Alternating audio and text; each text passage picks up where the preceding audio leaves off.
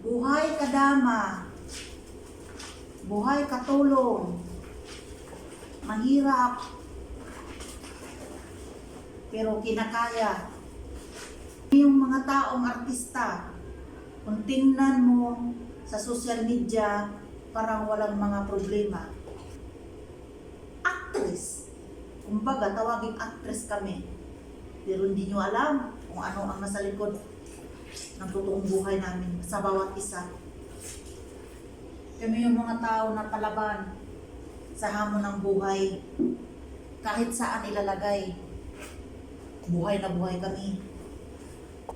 May mga kamag-anak kami sa Pilipinas o mga kaibigan, kapitbahay.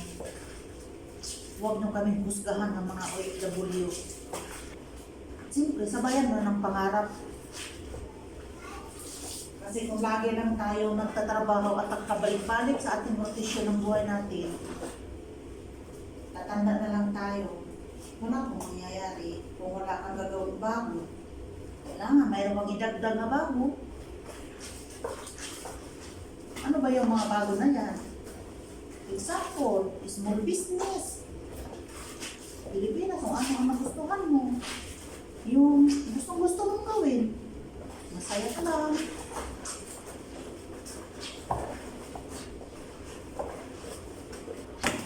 Kaya yung minsan yung iba, akala nila mapira kami. Hindi nila alam ang mga kaakibat ng buhay-buhay namin kung ano ang nasa likod ng tinatanungan. Mag-abot kaya kayo para malaman din ninyo anong sitwasyon namin. Yung mga iba nga nag-aabot ng mapera at nagkakaroon ng mga bahay, nagkakaroon ng mga kotse, nagkakaroon ng mga savings. May mga negosyo yan, may mga dinagdag na source of income na sila. Pero yung OFW ka lang, padala ng padala, wala kang ginagawang source of income, dagdag sa imong kita. Hindi ka talaga magbabago. Darating ang time, tatanda ka na dito sa abroad.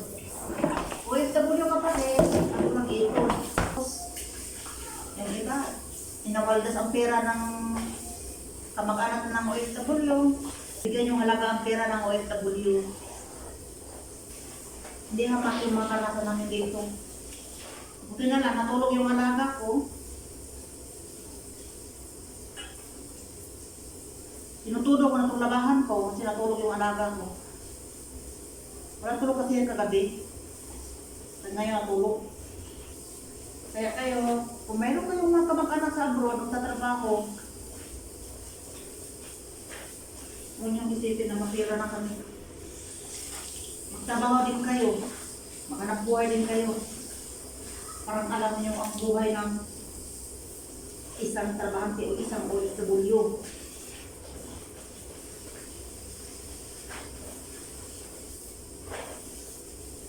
Hindi din puro lang kayo hingi, puro lang kayo mulo, puro lang kayo kahirang. Hindi kayo namin, nagtatampo.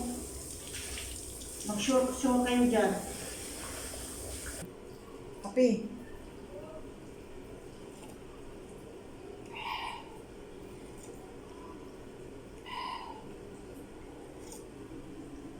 Ang sarap ng kape.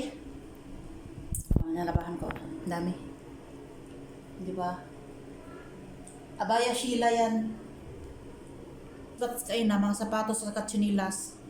Laban ko. Galing sa bakasyon. Kaya guys, thank you for watching.